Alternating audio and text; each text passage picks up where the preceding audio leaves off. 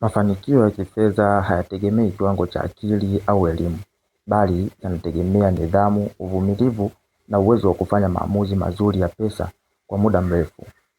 Na hapa tunapata funzo kwamba ili uweze kufanikiwa au kujenga utajiri wa kweli, hauhitaji kuwa na elimu kubwa au kuwa na akili ya ajabu kama watu wanavyoaminisha kwenye maisha ya kawaida.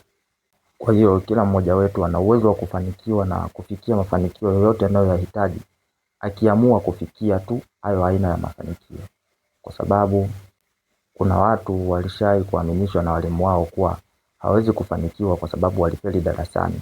Hii iliwajenga mpaka leo hii hawajai kujiamini tena kwenye maisha yao yote.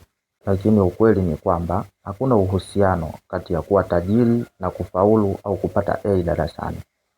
Kwa sababu shule haikuwahi kufundisha mtu kuwa tajiri, ila inatengeneza wafanyakazi wazuri ambao watakuja kufanya kazi kwa matajiri.